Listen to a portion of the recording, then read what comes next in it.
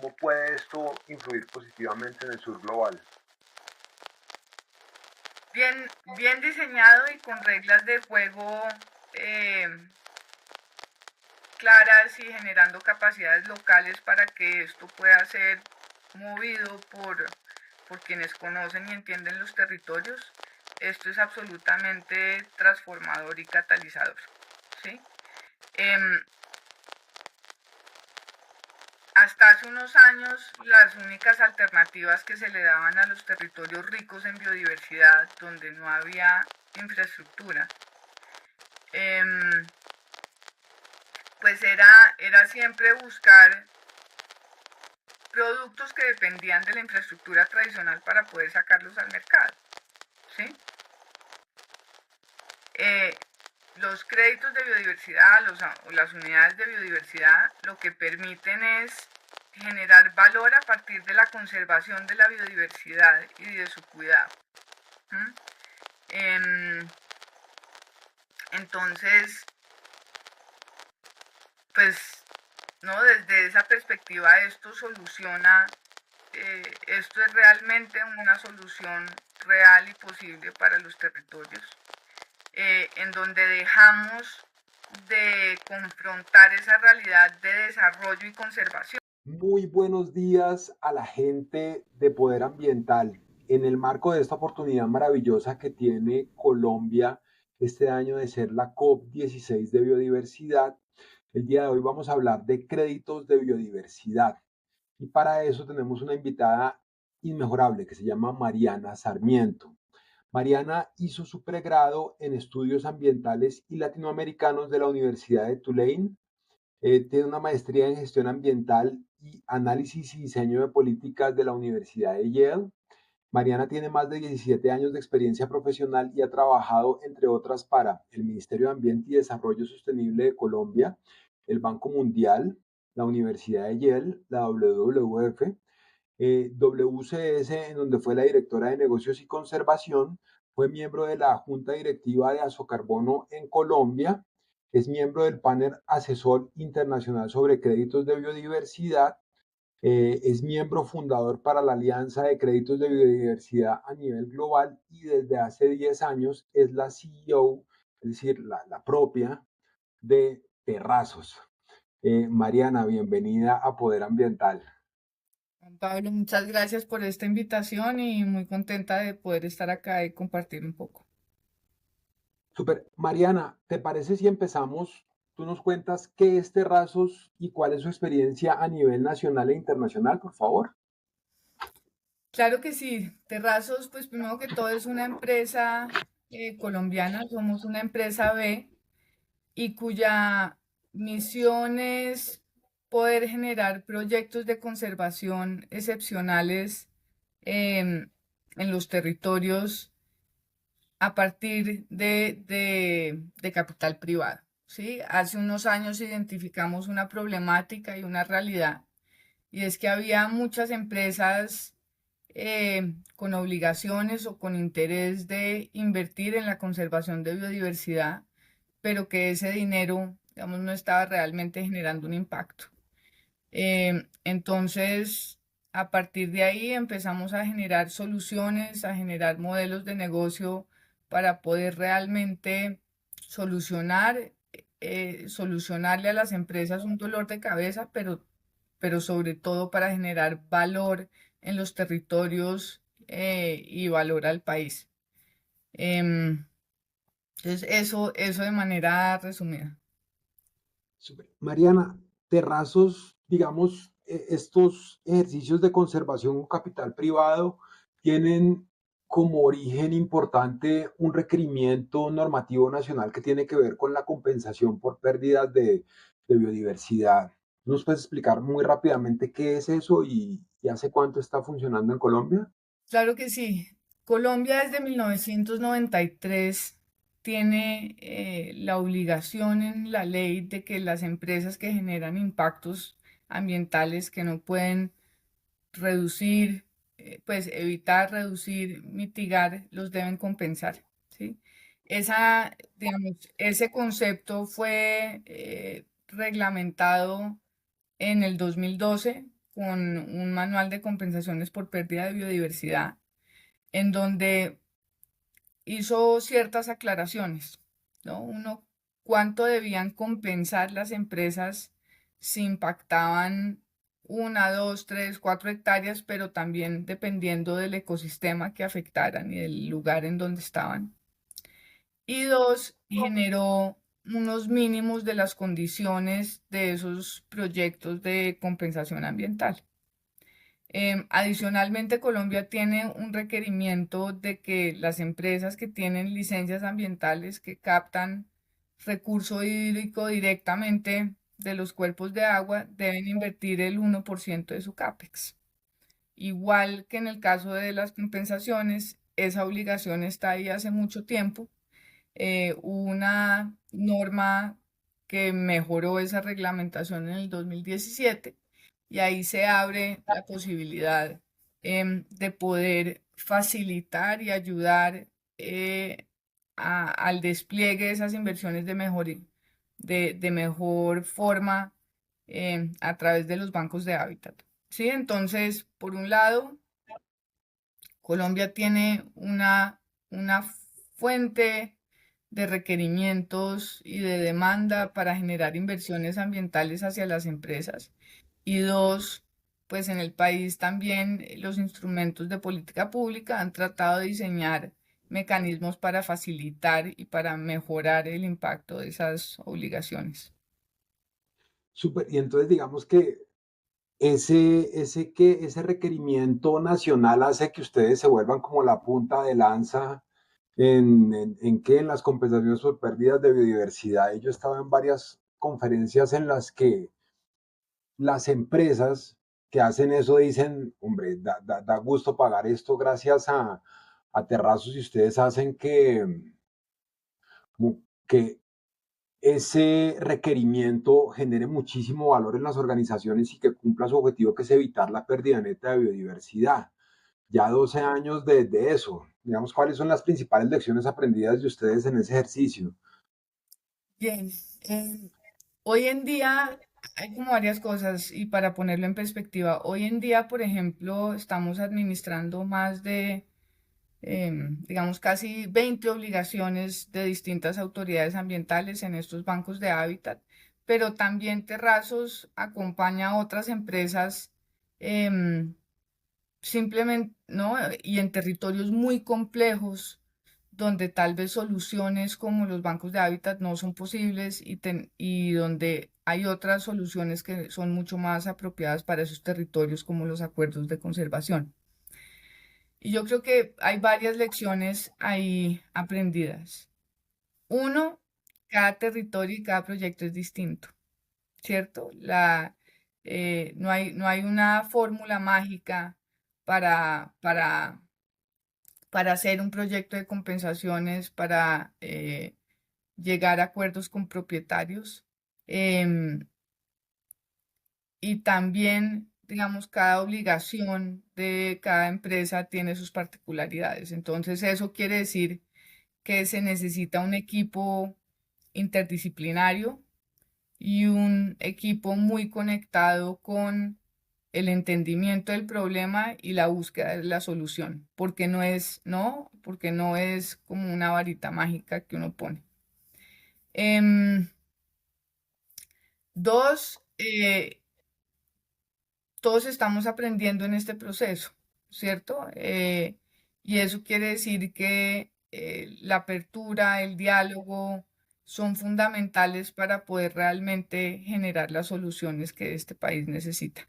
Em, Cuando nosotros empezamos, un poco para poner en perspectiva el problema, es que Colombia tiene solamente con obligaciones de licenciamiento ambiental de la ANLA, puede haber pendientes de hasta 100.000 hectáreas en compensación ambiental a lo largo y ancho del país, ¿sí?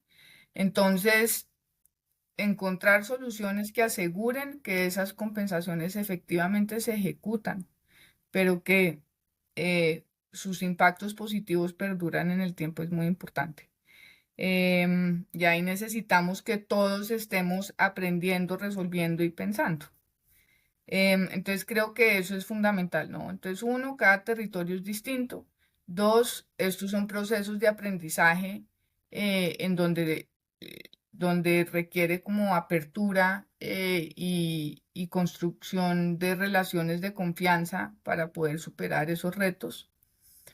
Y yo diría tres, una de las cosas que nosotros logramos fue crear ese modelo, digamos, materializar ese modelo de bancos de hábitat en donde las empresas no tienen que desgastarse en buscar predios, en negociar, sino que prácticamente uno crea la solución y ellos solamente pagan contra el resultado, ¿sí? Es pago por resultado.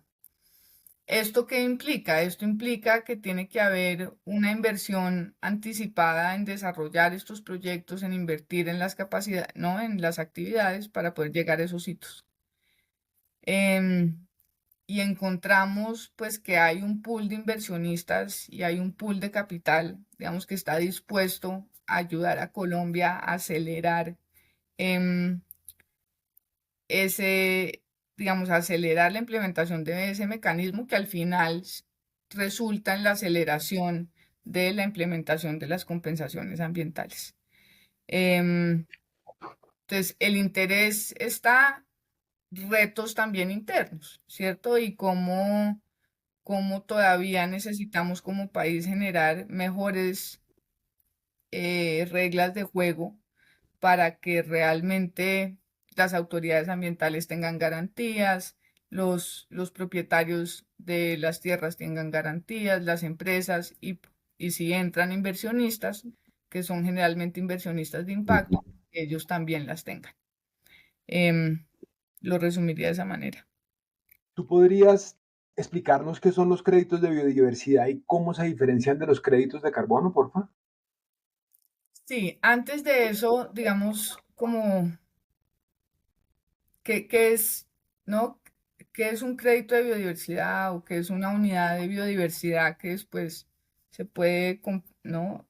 Que yo la puedo crear y después la puedo vender. Un crédito de biodiversidad representa una ganancia ambiental y un resultado ambiental que va a permanecer en el tiempo. ¿Listo? Es algo como nosotros le decimos a la gente, usted compra una unidad de biodiversidad hoy y nosotros vamos a conservar a 30 años. Y vamos a reparar o vamos a restaurar em, biodiversidad y ecosistemas estratégicos. Y, y desde esa perspectiva y entendiendo que es algo que crea algo bueno, algo deseable para todos, ¿cierto? Como igual que la infraestructura, ¿no es cierto? Todos queremos carreteras, esto es crear infraestructura ecológica en la que hay que invertir y hay que mantener al mismo tiempo. Desde esa perspectiva termina siendo radicalmente distinto a un crédito de carbono. Un crédito de carbono es una solución a un problema de desperdicio, de alguna manera, ¿sí? El CO2 es algo que no es deseable. Y ahí se crea un instrumento para asegurar que las empresas dejen a través de un instrumento pues que genera un precio a ese desecho. Al final el objetivo es que esas emisiones se reduzcan, ¿sí? Entonces, la función del instrumento desde su origen es muy distinto. Y eso hace que tengamos que pensar ya cuando hablamos de crear eh, reglas de juego para poder promover la creación de estas unidades de biodiversidad que al final generan infraestructura ecológica que debe permanecer en el tiempo y que depende de unas comunidades que sostienen esa infraestructura ecológica, pues empezamos a generar reglas de juego para ese fin. ¿M? Entonces, ¿no? Creo que la similitud que hay entre los dos es que es un activo em, que es un activo nuevo, ¿cierto? En el caso del carbono, no siempre es un activo resultado de, de la naturaleza. En el caso de la biodiversidad, de una unidad de biodiversidad, un crédito de biodiversidad, el activo subyacente siempre es eh, la naturaleza. Claro. Entonces, sí, creo que al final hay más diferencias que similitudes. Y creo que la manera de pensar en estos créditos de biodiversidad y en estas unidades de biodiversidad, y es que son instrumentos para acelerar la conservación de la infraestructura ecológica que tiene el país, em, y para crear y mantener esa infraestructura ecológica. Mariana, y entonces digamos que en términos como cuantitativos, digamos, un crédito de carbono generalmente equivale a una tonelada de CO2 equivalente reducida. ¿Cuál es el equivalente en un crédito de biodiversidad? ¿Un crédito de biodiversidad equivale a qué? Eso no está estandarizado a nivel internacional, ¿vale? Em, ¿qué, qué- cuál es la tendencia y qué es lo que hemos visto y qué es lo que estamos haciendo? Los créditos de biodiversidad, primero que todo, su origen es todo el tema regulatorio como el de compensaciones ambientales del que hablamos hace un momento. Ahí Ujú. generalmente la unidad, ese crédito representa una hectárea o un acre en el caso de Estados Unidos, y tiene una ponderación según la ganancia ambiental que se genere ahí y representa un lapso de tiempo. Entonces, para poner un ejemplo muy concreto, en el caso colombiano, cuando estamos hablando de los créditos de los cupos que generan los bancos de hábitat, que al final es el tipo de proyecto que genera estas unidades, estamos hablando de una hectárea por 30 años. ¿Listo? Cuando ya nos vamos al mundo voluntario de, de, de créditos de biodiversidad o de unidades de biodiversidad, que es de lo que se está hablando en escenarios internacionales, nuevamente no hay una estandarización. En el caso de terrazos, nosotros estudiamos muchísimo los distintos sustitutos que podría haber, ¿sí? Porque al final la gente viene haciendo contribuciones a la biodiversidad y a los ecosistemas hace mucho tiempo, ¿no? Entonces todos hemos visto las campañas de adopta un árbol, de adopta, sí, una hectárea, adopta un jaguar, adopta lo que sea.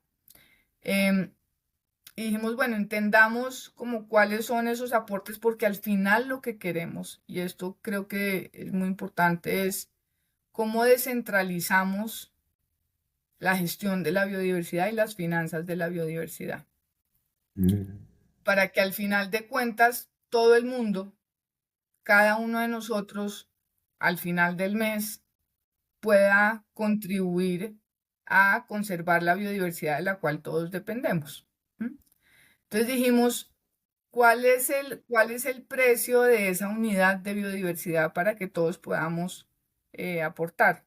¿Sí? Entonces ahí hicimos un análisis de willingness to pay en función de los sustitutos y dijimos, bueno, eso puede ser entre 60.000 y 100.000 pesos, ¿sí? O entre 20 y $60. Entonces fue un ejercicio un poquito a la inversa y ahí dijimos, bueno, ¿qué es importante para nosotros? Mantener esa promesa de valor de los 30 años, ¿cierto? Porque nosotros tenemos que invertir hoy en biodiversidades para mantenerla en el tiempo.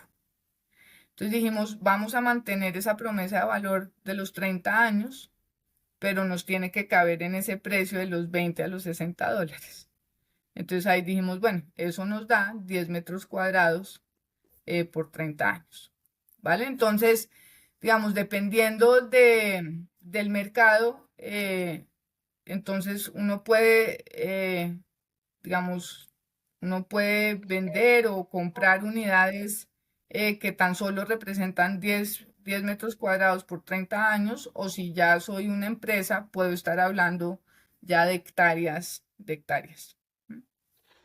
Entonces no está estándar, pero es una operativización del desarrollo sostenible, ¿no? Porque tú estabas hablando ahorita de que no hay una solución estándar y que es importante, pues, como tener en cuenta las comunidades y todo eso, y también es un ejercicio financiero complejo porque es una plata que entra y tiene que durar 30 años, ¿no? Entonces, te quería preguntar, alrededor que tú estabas mencionando que no hay estandarización, ¿cuál es el estado actual de esa estandarización de los créditos de biodiversidad a nivel global? ¿Quién está a cargo de eso? ¿Qué tan avanzado está? Bien. Em, la biodiversidad tiene una cosa muy particular y es que es relevante sobre todo para las comunidades que se benefician directamente de ella. ¿Sí? Entonces, a diferencia del mercado de carbono, en donde efectivamente em, un proyecto de carbono en Colombia da, para efectos de remoción de gases de efecto invernadero, da lo mismo si es en Colombia que si es en Europa, ¿cierto? En el caso de biodiversidad, no. ¿Mm? En el caso de biodiversidad, los beneficios de un proyecto de biodiversidad en Colombia son sobre todo relevantes para los colombianos, no necesariamente para los brasileros o los europeos. Eso no quiere decir que no haya un sentimiento y una filosofía de corresponsabilidad, ¿sí? Que es hacia donde se está moviendo el mundo. Pero esa realidad de la biodiversidad hace que vayamos a ver distintos tipos de estándares, ¿sí? Entonces en Europa se está moviendo mucho pues lo que se está trabajando en el Reino Unido, Estados Unidos pues tiene su forma, en Australia también tiene su forma, pero sí creo que hay una posibilidad de poder, por ejemplo, estandarizar a nivel regional, ¿cierto? Que creo que es donde puede haber cosas interesantes. Em, ahora, al final de cuentas, cuando hablamos de biodiversidad, lo que importa es el área, ¿cierto? Es una, ¿no? Es una hectárea y el tiempo. Eso es el principio fundamental. Entonces, pues va a haber, todas las métricas van a tener elementos de ganancia ambiental que se van a medir tal vez de manera distinta, pero al final el impacto real y el que se va a comunicar y del que las empresas van a entender cómo hablar y de que los gobiernos van a entender cómo hablar es hectáreas, ecosistema y tiempo. ¿M? Entonces yo creo que eso es como lo que vamos a empezar a ver. Ahora, tú decías sobre los estándares, nuevamente hoy en día hay como dos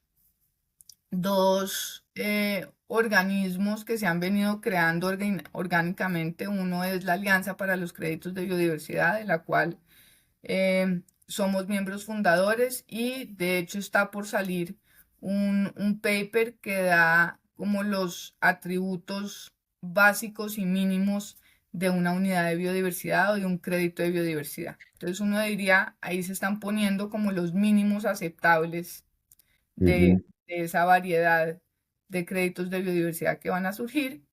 Y por otro lado está el panel internacional de créditos de biodiversidad, que es un panel que se crea con el liderazgo del gobierno del Reino Unido y Francia. Y ahí ha habido un enfoque mucho más en los principios de integridad y en asuntos de gobernanza. ¿Sí? Entonces, pues ahí vemos que eso se está, digamos, se está dando. Ahora, es un mercado muy naciente, ¿sí? Esto está en pañales. Yo lo que creo es que la realidad del asunto es que va a haber más inversiones en biodiversidad y necesitamos asegurar son instrumentos que generen trazabilidad, que aseguren el impacto y que aceleren esas inversiones o en los territorios, ¿cierto? Porque la crisis climática y de biodiversidad es hoy. Entonces, ¿cómo generamos instrumentos que aceleran eh, el despliegue de esos recursos? Mariana, y entonces, digamos, yo esta es una cosa que yo he venido pensando muchísimo y digamos que la biodiversidad, como tú decías, es como muy local, muy diferente a los gases de efecto invernadero. Y la biodiversidad más importante del mundo está en el sur global, digamos, Colombia, Brasil, Perú, Venezuela, pues tenemos la Amazonía, en el sudeste asiático y en África, digamos que está como la mayor biodiversidad del mundo. Y una parte, lo que tú estabas diciendo, del esfuerzo de los estándares de biodiversidad viene del norte global.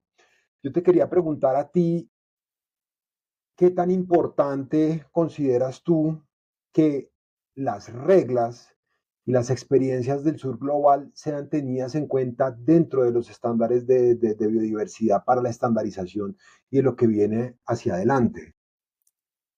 Pues nuestra apuesta, de hecho, es que somos nosotros quienes debemos estar dando línea, ¿sí? Y esa es la tarea en la que está Terrazos y en lo que venimos trabajando y por eso creamos un protocolo em, para la emisión de créditos de biodiversidad y estamos haciendo pues un esfuerzo muy grande para poder estar en las mesas de discusión. Em, entonces, definitivamente, además definitivamente porque em, gestión de la biodiversidad se viene haciendo hace décadas, ¿sí? El mercado de carbono nació con el protocolo de Kioto. La gestión de la biodiversidad viene desde hace mucho tiempo, ¿sí?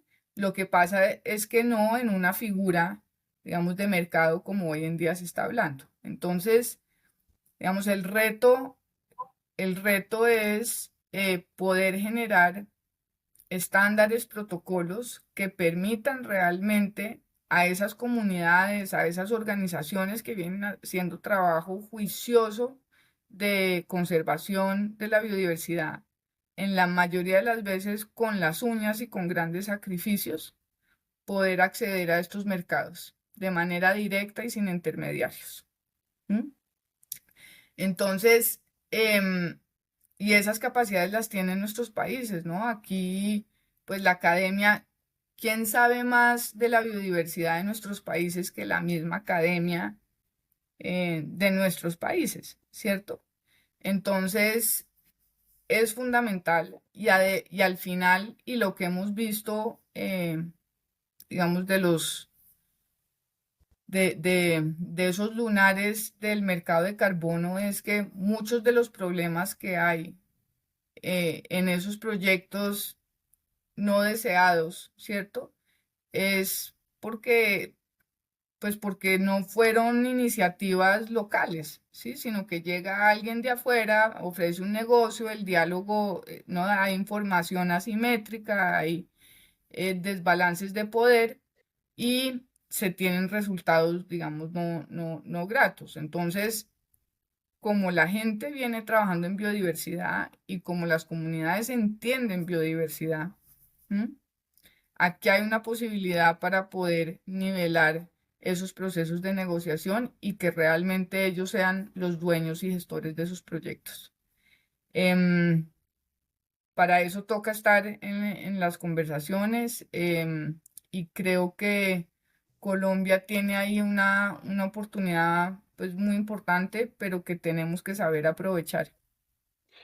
Y ese ejercicio político para definir las reglas, ¿qué tan complejo es? Digamos, es decir, porque tú estabas hablando que hay que estar en negociaciones, que hay que estar en conversaciones, pero ¿qué tan difícil es como poder influir en esos escenarios que son principalmente influenciados por el norte global, ¿no? Trabajo, ¿no? Trabajo y ruido y bueno, y estar ahí, pero yo, mira, yo creo una cosa y es el desarrollo de este instrumento financiero, más que el mercado, ¿sí? Porque es que plata invertida en biodiversidad se viene viendo hace mucho tiempo, ¿sí? Canalizada a través de pocos y unas pocas instituciones. ¿M? Pero este nuevo instrumento financiero que genera unas oportunidades muy interesantes, em, cómo se consolide va a depender de cómo sucedan las primeras transacciones o quienes decidan participar de esto en las etapas tempranas. Entonces, creo que ahí hay pues un reto muy grande y una apuesta muy grande de que esos primeros ejemplos de transacciones de unidades de biodiversidad reflejen alta integridad, reflejen un reconocimiento de ese conocimiento local y de las capacidades locales ¿no? que tengan como esos atributos que uno quiere que tengan. Em, yo insisto, yo no creo que esto va a tomar la forma del mercado de carbono, creo que va a haber mucho movimiento de dinero asociado a la biodiversidad, pero creo que va a ser distinto y va a ser como más por clubes, por decirlo así, ¿no? Ok, Mariana, ¿y tú cuál crees que es la oportunidad de esto para el sur global? Es decir, porque yo pienso en esto y yo me emociono muchísimo, pero digamos que tú que estás en el medio y todo, ¿cuál es la oportunidad de esto para Latinoamérica, para África, para el sudeste asiático? Es decir, ¿cómo puede esto influir positivamente en el sur global? Bien diseñado y con reglas de juego em, claras y generando capacidades locales para que esto pueda ser movido por quienes conocen y entienden los territorios. Esto es absolutamente transformador y catalizador, ¿sí? Em, Hasta hace unos años, las únicas alternativas que se le daban a los territorios ricos en biodiversidad, donde no había infraestructura, em, pues era siempre buscar productos que dependían de la infraestructura tradicional para poder sacarlos al mercado, ¿sí? Eh, los créditos de biodiversidad, o las unidades de biodiversidad, lo que permiten es generar valor a partir de la conservación de la biodiversidad y de su cuidado. ¿M? Em, entonces, pues, ¿no? Desde esa perspectiva, esto es realmente una solución real y posible para los territorios, en donde dejamos de confrontar esa realidad de desarrollo y conservación, ¿sí? De que para que haya desarrollo necesito la carretera y necesito una cantidad de cosas. No, es que el desarrollo se lo puede traer la misma conservación de la biodiversidad, porque ese es el activo subyacente que le puede generar a usted ese otro tipo de riquezas, más, digamos, más tradicionales. Em, entonces, eso por un lado, y por el otro lado, sí es cierto que hay mucho capital que está buscando proyectos, que está buscando iniciativas, que está buscando modelos de negocio como estos. Em, entonces, pues el reto es poder generar esas condiciones para que ese capital pueda aterrizar en los territorios de la mejor manera. Y yo hace poco tuve una conversación con Pavan Sukhdev, que fue director del TIP, y él hablaba de la importancia de internalizar externalidades positivas y negativas. Y digamos que la biodiversidad genera una ganancia social gigantesca. Entonces, como tú decías, esa generación de valor estaría siendo reconocida, entonces estaría transformando la economía. Bueno, yo me emociono bastante con esto. ¿Tú qué esperas que pase en la COP de biodiversidad y en la COP de cambio climático este año alrededor de los créditos de biodiversidad? Yo esperaría que haya ya un reconocimiento de que esto es una realidad, ¿cierto? De que lo que tenemos que hacer todos es trabajar nuevamente en poder generar los proyectos y los precedentes que van a generar como ese estándar, ¿cierto? Y que van a poner la vara. Em, Creo que va a haber pues, un énfasis importante en términos de salvaguardas sociales sobre todo para estos proyectos. Y creo que también pues, va a haber una solicitud muy grande de que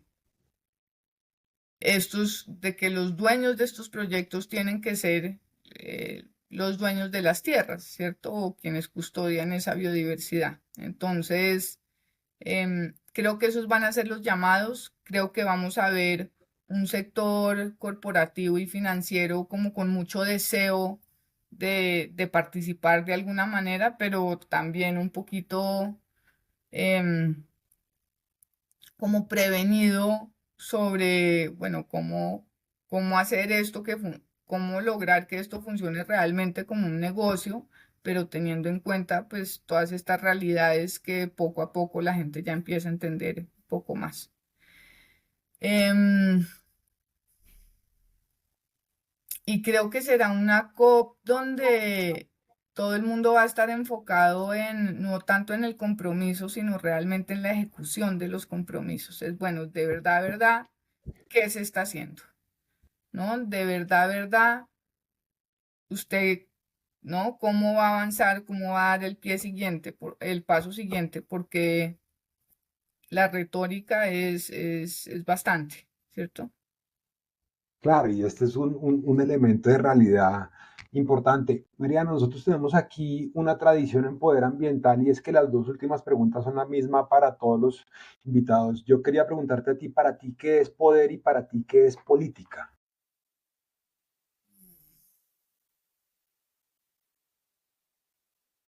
Poder es la capacidad de tomar decisiones e influir en las decisiones que afectan cómo se administran los distintos tipos de recursos. ¿Y política? Política, ¿qué es política? Em, Política es el ejercicio de, es el ejercicio de, de